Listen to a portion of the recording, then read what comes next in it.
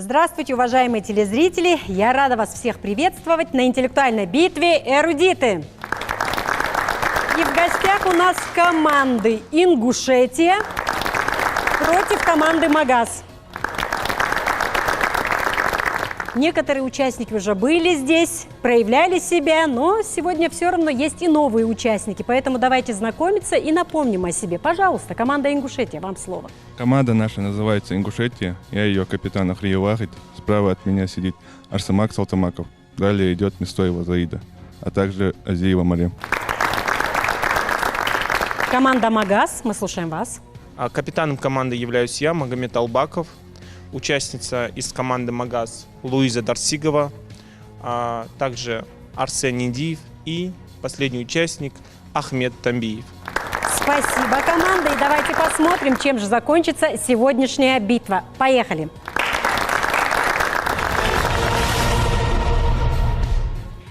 Итак, мы начинаем первый тур. В этом туре вы услышите 8 вопросов. На обсуждение каждого вам дается по 20 секунд. За каждый правильный ответ вы получаете по 2 балла. Какого цвета африканский попугай Жако?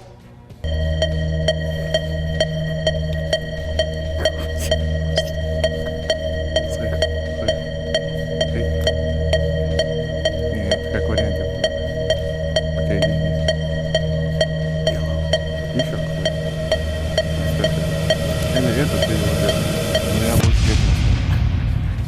Время команды истекло. Пожалуйста, «Магаз», мы слушаем вас. Мы считаем, что африканский попугай белого цвета. Белого цвета. А какой цвет у вас? Мы остановились на красном. Африканский попугай Жако серого цвета.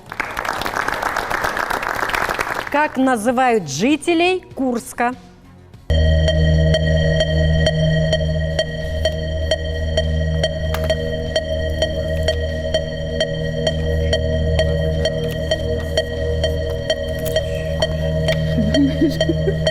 Как вариант, у меня других идей нет. Как вариант, только их подойдет. Итак, время вышло. Пожалуйста, Ингушетия, мы слушаем вас. Но у нас четкого ответа не было, и мы логически так пришли к выводу, что это куряне. Куряне. А у вас кто? Мы тоже считаем, что это куряне. Вы знаете точно? Нет, мы не уверены. А куряне – это правильный ответ. По 2 балла каждой команде. Сколько игроков в хоккей с мячом одновременно находятся на льду? У меня вообще идей нет. Ты знаешь? Наугад я сюда и На льду одновременно сколько? Хоккей в мяче. На льду сколько находится одновременно? Это в одной команде, правильно я понимаю, Илья? В общем? Время вышло, команды. Пожалуйста, «Магаз», вам слово. Мы считаем, что одновременно на льду находится 18 участников. Угу. Значит, получается по 9 человек от каждой команды, правильно? Да. Включая вратарей. Да. Угу. Ваш ответ? Ну, мы решили, что это вопрос с подвохом. Решили, что такой игры вовсе нет, поэтому наш ответ 0. Вопрос был без подвоха. Игроков 22. Там не было подвоха. Родился он в 1890 году в ауле Фуртоук в крестьянской семье. По национальности ингуш. Являлся одним из руководителей борьбы за советскую власть на Северном Кавказе в годы Гражданской войны. Назовите его.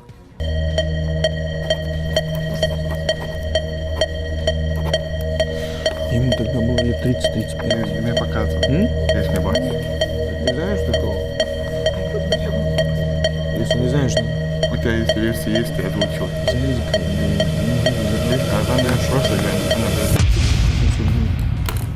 Итак, команды, пожалуйста, ваши ответы. Ингушетия, вам слово. Ну, мы сразу же решили, что это Гапур Ахриев.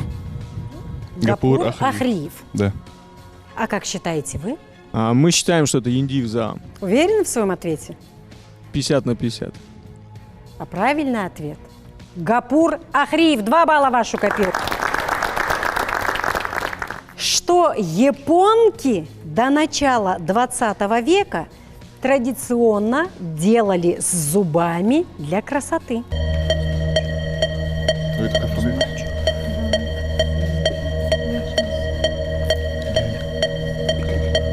Мага, кого ты взял с собой, я не понял.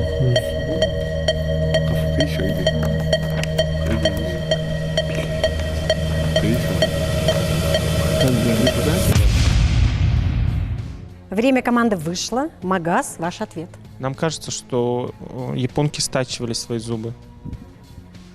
И это считалось красиво, да? Но в то время, да. Сейчас, в наше время, считается красивым краситься. Ваш ответ? Наш ответ схож с вариантом наших оппонентов. Мы зафиксировали ответ пилили. Ну, то же самое. Стачивали, подпиливали, да? А на самом деле они их чернили. Что по правилам этикета нужно сделать за столом, если вы не в силах дотянуться до блюда? Не, ну слишком какой-то банальный ответ. Ну, у меня тоже сразу это родилось, ну какой там банк. Ну, что еще может быть, Мага? Ну, давайте, это прям то, что напрашивается, какой-то банальный. Давай. Итак, ваши ответы команды. Ингушетия, вам слово. У нас возник такой вот вариант ответа, как попросить передать что-либо. То есть, если не дотягиваешься Да, если не сам, дотягиваешься. попросить Да, передать. Мгм. Как считаете вы? Наш ответ также схож с командой оппонентов. Попросить передать. Попросить передать – это правильный ответ, по 2 балла каждой команде. Русский художник-передвижник. Одним из первых обратился к сказочно-былинным сюжетам. Создал монументальное полотно «Богатыри». О ком речь?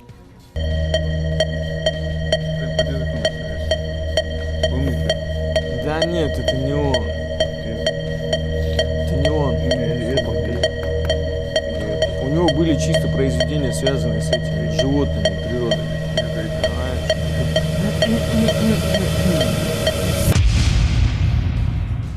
Что ж, команда, время истекло. Пожалуйста, Магаз, вам слово. Наш ответ остановился на Васнецове. Васнецов. Да. А как считаете вы? Ну, у нас было 2 версии, это Донцов и Шишкин, и решили остановиться на Донцове. А что написал Донцов? Ну, тоже спорный вопрос. Спорный. Для меня новый, скажем так. Виктор Михайлович Васнецов. 2 балла ваших ответов. И последний вопрос этого тура. Какой город на Волге в течение 20 века сменил 3 названия? Мне кажется, или это. Вот мне кажется, это.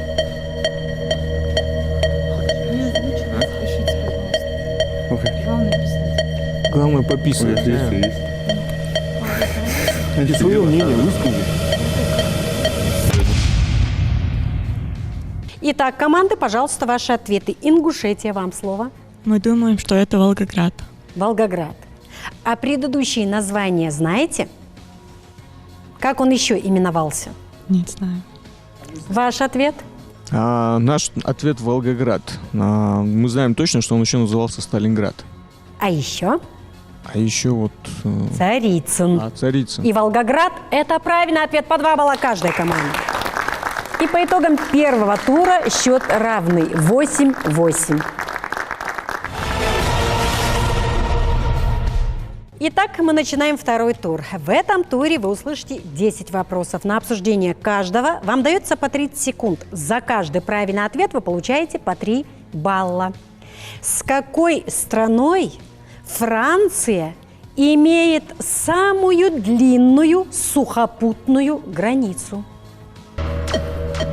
География легко, Сагила. С Италией. Мегат. Слушай, мне кажется, или вот это, смотрите, или вот это. Шиняля хокай. Шиняля хокай. Что ты просто выбери? Греция. Время команды истекло. Ингушетия, вам слово. Ну, у нас два варианта было. Это Германия или Бельгия. Не могли определиться долго, но остановились на Бельгии. Бельгия, ваш ответ. Да. А ваш? У нас тоже было два варианта ответа. Это Италия и Германия. А все-таки мы решили остановиться на ответе Германия. А правильный ответ с Бразилией, благодаря своему южноамериканскому владению французской Гвиане. Вот так. Какое слово произошло от китайского словосочетания «большой ветер»? Слушай, мне кажется, или это, Что еще? Да, давай, мысль кидай. Ты ему стикер сдал утром. Нет, Марк? Ну, Марк, да, дехкачка. или вот это. Так, а если это так, тогда что? Угощаюсь, да, Тарас? Время команды истекло. Команда Магаз, мы слушаем вас. Наш ответ – камикадзе. А кто такие камикадзе? А ответить на этот вопрос Арсений Индиев. Арсен, что скажете? Почему камикадзе-то? Если мне не изменяет память, там произошло сражение, и вот корабли разбились от большого ветра, они разбились о скалы, если мне не изменяет память, и, по-моему, вот их от вот сильного ветра вот произошел шторм, и вот их так и назвали. Кого их? Погибших от большого ветра, шторма. Я задала вопрос. Какое слово произошло от китайского словосочетания «большой ветер»? Вы мне отвечаете «камикадзе». А камикадзе – это люди… Ну да. Я вас поняла. Ваш ответ? У нас появился такой вариант ответа, как мельница. Почему? Так как мельница, когда крутится, она как бы создает ветер. Потоки ветра. Мне казалось, она от ветра крутится больше. Нет? Ну, суть в том, что ветер с ветром связаны. Большой ветер. Правильный ответ – тайфун. Все. Назовите самый большой остров Таиланда. Да что там писать, там большой остров Таиланда, назовите. Ты знаешь, там большой остров Таиланда?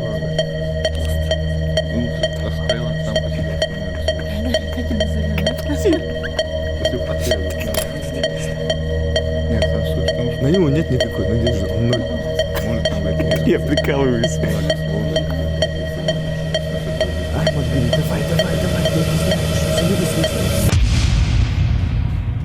Итак, время истекло. Пожалуйста, Ингушетия, вам слово. Но у нас не было версий, и чтобы хоть что-то зафиксировать, мы написали Таиланд. Угу. Ваш ответ? Мы также в первую очередь посчитали, что это Таиланд, но все-таки Арсен настоял, что это все-таки Мьянма. Остров Мьянма. Остров. Мьянма. Сомнительно очень. Правильный ответ, да? Нет? Правильный ответ – Пхукет. Как зовут главную героиню романа Ахмета Бокова «Багровые зори»? Как зовут кого?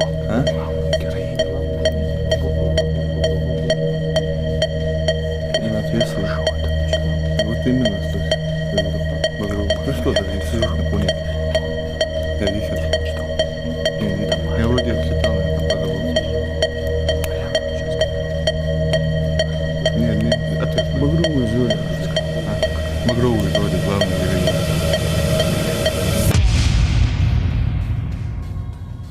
Итак, время вышло. Пожалуйста, Магаз, вам слово. У нас было несколько версий, но все-таки команда настояла на версии Тамари, Так. а была версия также и Мадина, Ага. и Хава. Но все-таки в следующий раз обязательно прочитаем данное произведение. И будем знать, кто же главная героиня. Кто же главная «Багровых героиня?» зорях, да? Надеемся, что это Тамари. Надеетесь. Ваш ответ? Никто из членов нашей команды также не читал это произведение, и мы ткнули пальцем в небо и записали далее. Далее. А правильный ответ – Залихан. Одним из самых крупных пауков является птицеед. Свое название он получил не за то, что научился ловить птиц, а за что?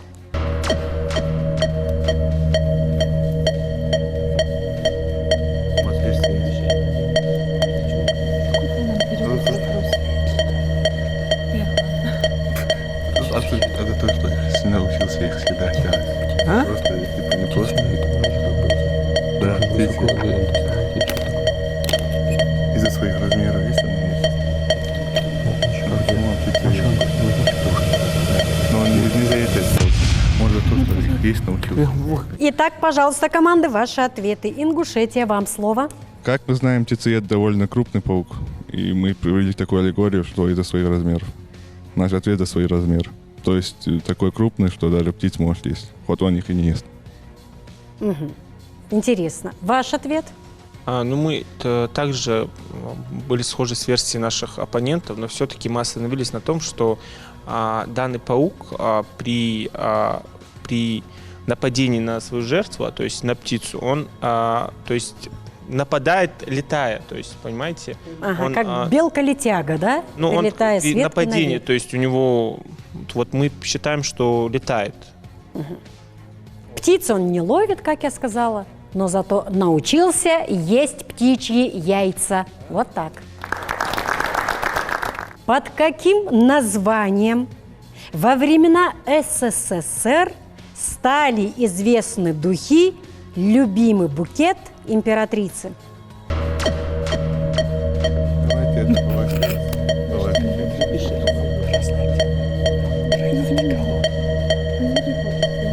Еще бы. Я хотел. Вот здесь отдали эту школьную программу, я понял. На букву М. Я слышал. У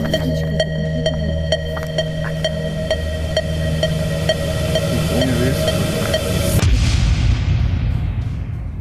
Итак, команды, ваши ответы. Магаз, вам слово.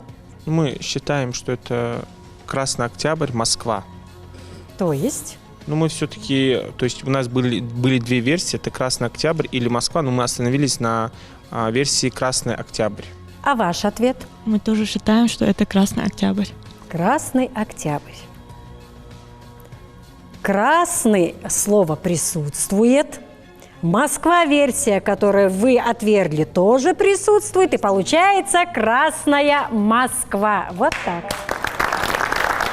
Из какого фильма эти слова?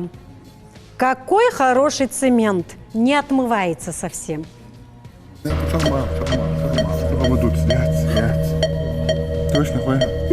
Да, Азуз, точно Азуз. Не озвучивайте эту версию. Это же там же, где был побег, правильно же? Так, тут было. Да. Операция и... Шурик вон у нас. Помнишь, когда он бегал за ним? Я не знаю, как фильм точно. Он в цемент попал. Да. Время истекло. Пожалуйста, Ингушетия, вам слово. Ну, это один из моих любимых фильмов. Это «Приключения Шурика». Угу. А как считаете вы? Эту фразу высказал Али Баба в фильме «Джентльмены удачи». Угу. И потом его Леонов спрашивает, а ты чего бежал, да? Да, и Все вы бежали, побежали, и я побежал. И я побежал. Джентльмены, удачи, это правильный ответ. 3 балла в вашу копилку. Скажите на ингушском языке слово «сирень».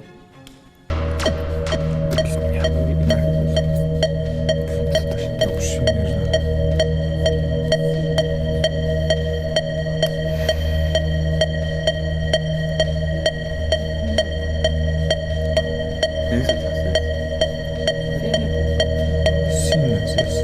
Там. Фиолетовый. Чего? Еще не. Мы не можем гадать это. Так, на этом мы остановим. Время истекло. Команды Магаз, вам слово. Мы все-таки остановились на версии «Бястин Зиз». Что в переводе «весенний цветок». Так Да. могут называть любой цветок, который расцвел. Да, весной. просто почему, да, вот именно сирень же цветет же весну. Мы посчитали, что все-таки это биостензис, потому что одна из версий арсена была биостензис. А остальные цветы также называются, которые цветут весной? Нет, просто все-таки член команды настоял на варианте, поэтому мы оставили этот вариант. Мы знаем, что вариант неправильный, все-таки мы не хотели давать вообще... Ну, чем не давать вообще, Да. сказали так. Да, так. Я поняла. Вам слово. Но у нас нет ответа. Мы к единому мнению не пришли. Сирень – это лилинг. Теперь знаете все. Назовите столицу Туркмении. У меня есть вариант, но... Так очень... Ты знаешь?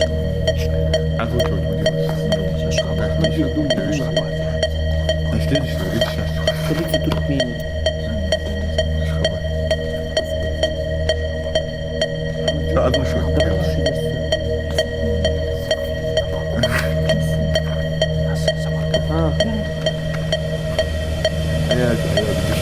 Точно? Итак, команды, пожалуйста, ваши ответы. Ингушетия, вам слово. Наш ответ Ашхабад. Вы уверены в своем ответе? Нет. Нет. Вам слово. Ну, мы думали, у нас два варианта было. Это Ашхабад и Самарканд. И пришли. А мы пришли к ответу Самарканд. Но мы знаем, что это находится в Узбекистане. То есть у нас такой момент, мы поторопились. А так... А так, Ашхабад. Правильный ответ. 3 балла в вашу копилку. И последний вопрос этого тура. Какой балет написал в 1877 году Петр Ильич Чайковский?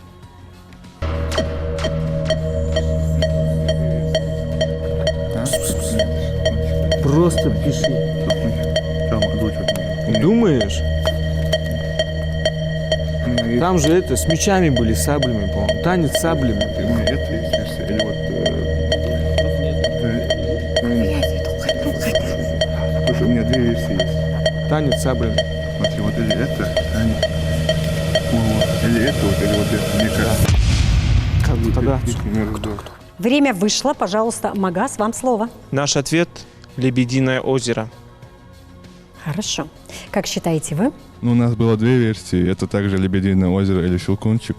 Мы остановились на Щелкунчике. Очень зря, потому что правильный ответ – Лебединое озеро. 3 балла в вашу копилку. И по итогам второго тура, что у нас получается? Команда Магас заработала 6 баллов, команда Ингушетия 3 балла. Общий счет 14-11. Магас лидирует. Итак, мы начинаем третий тур. В этом туре вы услышите 6 вопросов. На обсуждение каждого вам дается по 30 секунд. За каждый правильный ответ вы получаете по баллу. Как заканчивается фраза детской считалки? Красный, желтый, голубой. Смотри, выбирай себе любой. Выбирай себе любой. Все его знают. Напиши.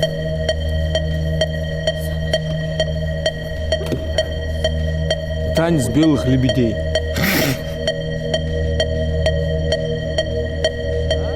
Не дай, да, не сяшимся. Ацки-бицки-бити, ацельги. Или это, или вот это. Ну, это же логично. Это же логично, мам. Итак, время истекло. Ингушетия, вам слово. У нас появился такой вариант ответа, как «выбирай вагон любой». Выбирай вагон любой. Правильно? Да. Вам слово. Наш вариант ответа тоже схож с нашими оппонентами, но он совсем по-другому. Звучит. Выбирай, да, совсем по-другому звучит. Выбирай себе любой. Выбирай себе любой. Это правильный ответ. 1 балл в вашу копилку. Что делал Атлант с небесным сводом по приказу Зевса?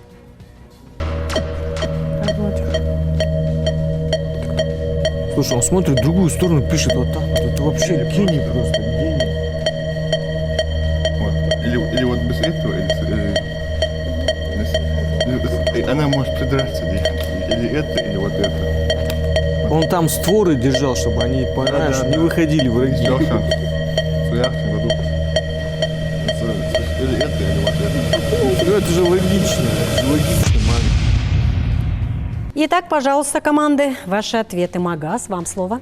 Наш ответ – держал небесный свод по приказу Зевса. То есть, что делал? Держал, получается. Держал, да. Мгм. Вам слово. У нас тоже схожий ответ, только мы уточнили. Держал на плечах. Что тут добавить? Нечего. Это правильный ответ по баллу каждой команде. Назовите автора очерка «Щи Гоурбяри». Чей голубявик? Очерк кто написал? Тут можно реально вообще гурбяри этого. 15-11. 2 всадника.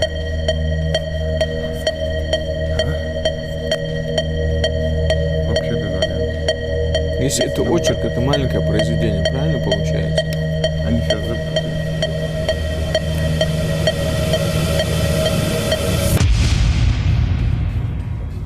Итак, команды, ваши ответы. Ингушетия, вам слово. Наш ответ Ахмед Боков. Вы в нем не уверены. Конечно, нет. Вам слово. Мы тоже считали, что это Ахмед Боков, но просто решили, что все-таки может быть Кадзоев Нурдин. Нурдин. Да. Историк. Да. Нет, не Нурдин. Тогда Иса Кадзоев. Кадзоев Иса, Нурдина. Кадзоев Иса. Мгм. А правильный ответ – Багаудин Зязиков. Что вскрывает медвежатник? Слушай, смотри. Или вот это, или вот это. Короче, я думаю, это. Не озвучь. Медведь что Я вскрывает? думаю, это. У вас варианты. Не Соответственно, озвучь. мед. Не озвучь. Где лежит мед? Медвежатник я много раз слышал, я думаю, что это. Я говорю, что это? Медвежатник это, ну, это как прозвище, кличка, говорю, это сваливать, помощник там туда и сюда. Озвучивать не дело.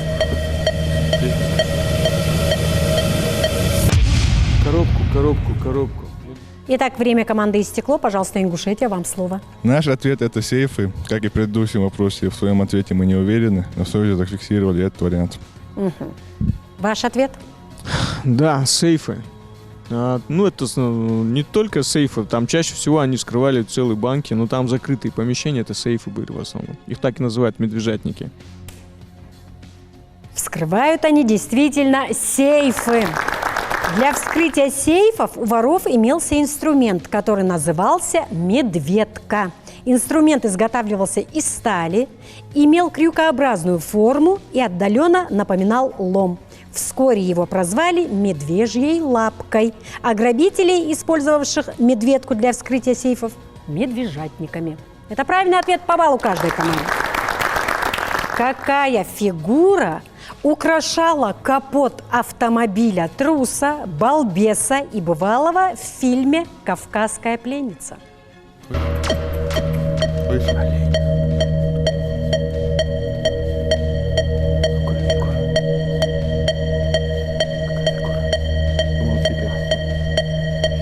Помолчи, пожалуйста. У меня вариантов нет. Я что-то припоминаю такое. Я наугад, если написано. Харида? Мужчине, да, ерунда, ладно.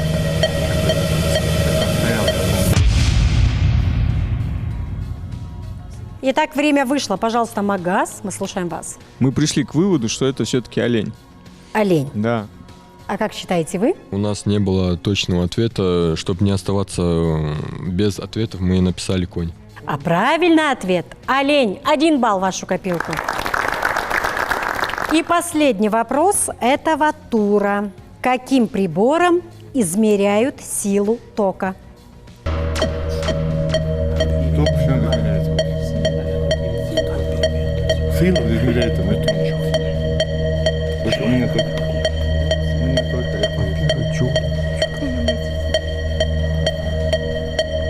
У меня только если этот вариант.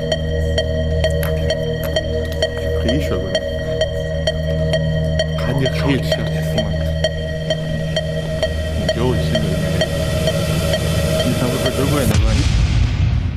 Время вышло. Пожалуйста, Ингушетия, мы слушаем вас. Наш ответ амперметр. Как считаете вы? Наш ответ тоже амперметр.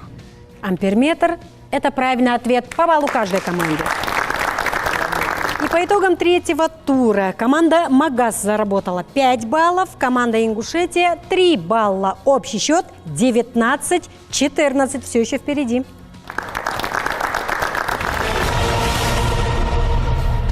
Итак, мы начинаем четвертый тур. В этом туре вы услышите 4 вопроса. На обсуждение каждого вам дается по 1 минуте. За каждый правильный ответ вы получаете по 4 балла. В начале 20 века многие футбольные клубы бедствовали, и в 1911 году Хуан Эл-Артуй, директор испанского Атлетико Мадрид, нашел оригинальный способ сэкономить на форме для футболистов. Правда, клубу при этом пришлось сменить традиционно сине-белые футболки на красно-белые. Что же придумал Хуан Эл-Артуй?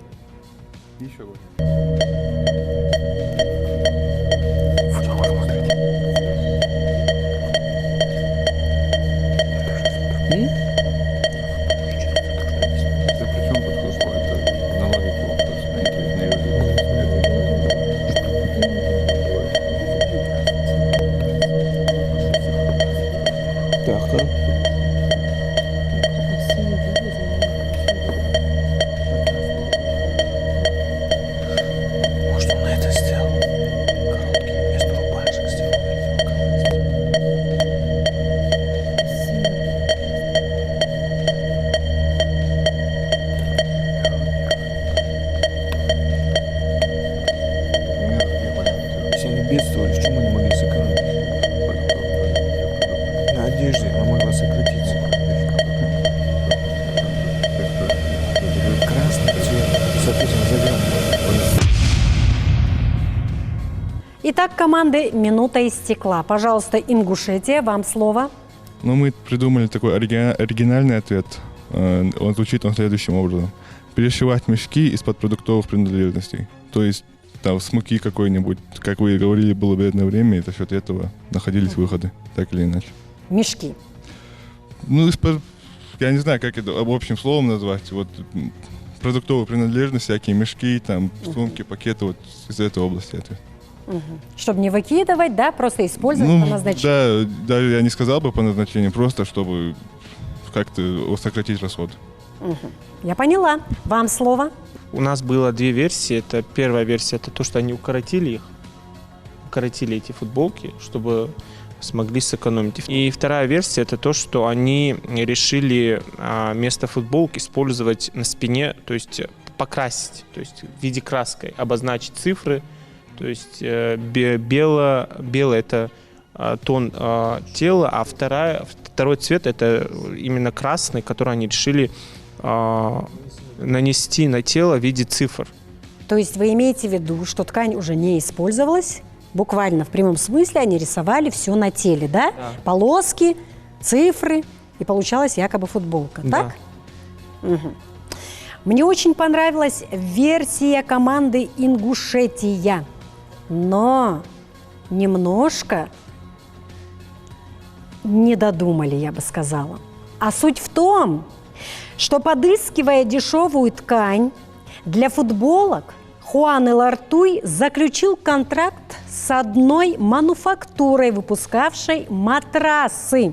Красно-белая ткань матрасов в огромном количестве пылилась на складах этой фабрики. Благодаря этой находке Эл-Артуя Атлетико стал красно-белым и даже получил прозвище какое? Матрасники, конечно же. Однажды юный фанат наставил пистолет на Джорджа Ривза, исполнителя роли Супермена. Мальчик собирался выстрелить в актера, так как верил в неуязвимость героя. Ривзу с трудом удалось отговорить мальчика, сославшись на определенный термин. Назовите термин словом французского происхождения. Может, это не озвучивать. Типа, так дальше,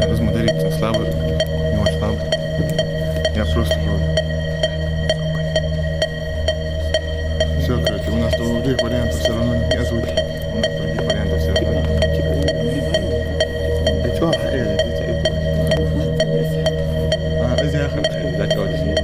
У вас другие. Мария, давай, حبيبي هتخاف. مش آخر هتخاف. مريم هتخاف. كم كويس. تحاول Думай, говори. مش على رزق ما جاوبش برتقن تو كمان تايوه هي فوقت.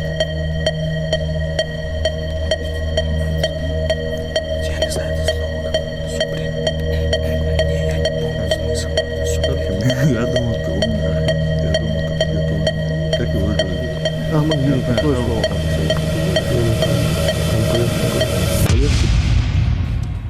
Итак, минута истекла. Пожалуйста, команда «Магаз», вам слово. Мы так к единому мнению не пришли. Мы делали акцент на то, что он супермен. Французское слово, может быть, нас завело не в тупик, но мы решили, что он сказал слово «супрем», может быть. Может быть, это что-то имеет, связано. И как он тем самым убедил мальчика не стрелять, сказав это слово? Ну, супермен, он имеет силу, соответственно, зачем стрелять в супермена? Так он же хотел проверить, посмотреть, так ли он неуязвим. Да. Но он ему сказал, что вот бесполезно, мол. Интересно. Ваш ответ? Ну, как мы знаем из фильма, Криптоний являлся слабостью Супермена, и, возможно, он сказал ему что-то, какое-то предложение ему высказал, то, что пуля из Криптония, возможно, то, что сам пистолет из Криптония, или что-то в этом духе. Наш ответ итоговый Криптоний. Слово французского происхождения. И это слово «рикошет». Пусть Супермен и неуязвим, но пуля может рикошетом отскочить от груди и ранить кого-то еще. Мальчик поверил и отдал пистолет. Можно сказать, что Ривз сам отскочил. Вот так. Один из сухогрузов, построенных во время Второй мировой войны на американских верфях, носящий имя Роберт Е. Пири, установил своеобразный рекорд, равный 4 суткам, 15 часам и 30 минутам. Причем установлению этого рекорда не смогла бы помешать практически ни одна немецкая подводная лодка. В чем заключался этот рекорд? Ты знаешь, что это?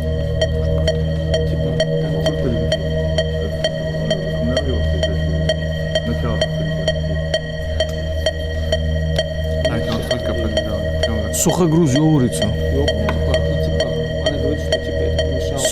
Сколько? 4. А что это, типа, спал? Нет, это получается, его подбивали, и он ни разу не мог подбиться, что ли. Нет, серьезно, а что? Я не понял. Типа, 4 часа, он не Сухогруз. Слушай, еще немецкий, это, Он был, наверное, на понтонах. Мысль.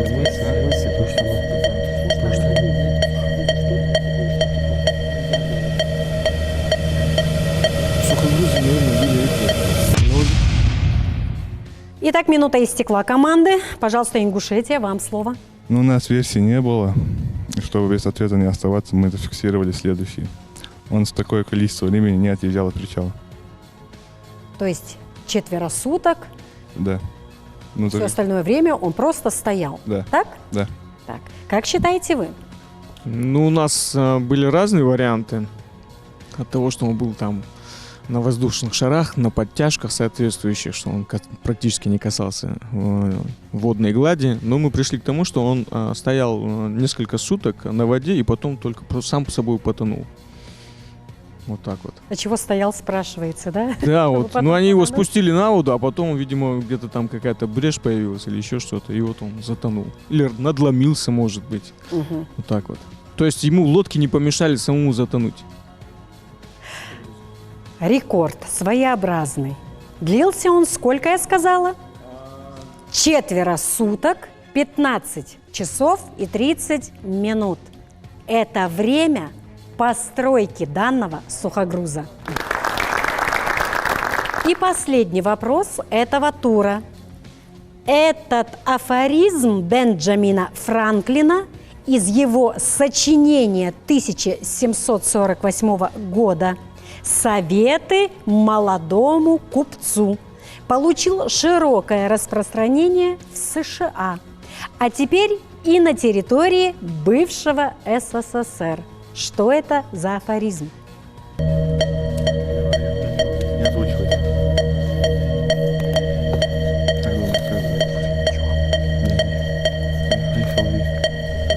Типа купцу, мупцу. Смотри.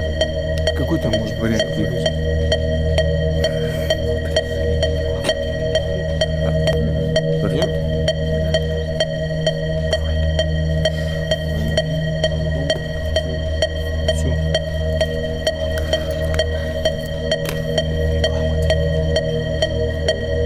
Ну, один из вариантов. Не, почему? Это с тех пор и идет же сюда. Они бизнес развивают. Имеется в виду афоризм это, да? Нет, тогда это получается. Хотя,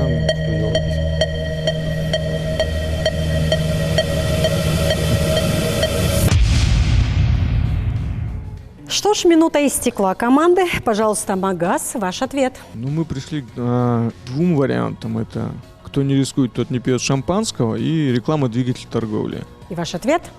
Ну, мы все-таки решили остановиться, кто не рискует, тот не пьет шампанского. Мгм. А как считаете вы? Ну, так как речь шла о советах купцу, мы решили, что это время, деньги. Время, Деньги. деньги. И это правильный ответ. 4 балла в вашу копилку.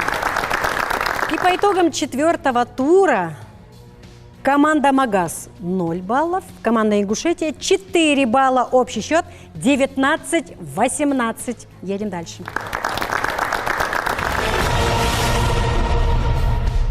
Итак, мы начинаем заключительный 5-й тур. В этом туре мне понадобится по одному участнику от каждой команды. Отвечать вам придется на 3 вопроса. Кто ответит быстро и правильно, тот и принесет баллы своей команде. В случае же неверного ответа у соперника будет возможность дать свой ответ, но засчитан он будет на 1 балл меньше. Готовы? Проходите.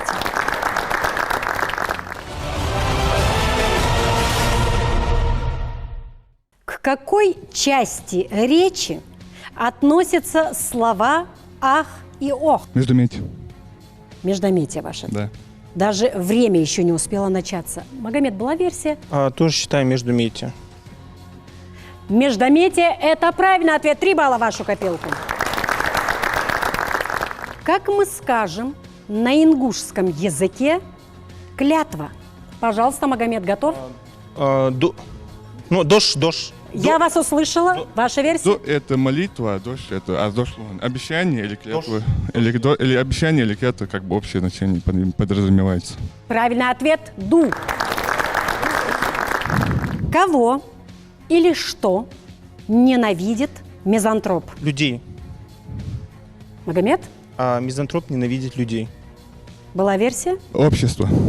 Людей. Это правильный ответ. 3 балла в вашу копилку. Спасибо за участие. Проходите на свои места. Итак, подошел к концу заключительный 5-й тур, в котором оба участника, и Магомед, и Вахид, своим командам принесли по 3 балла. Общий счет 22-21.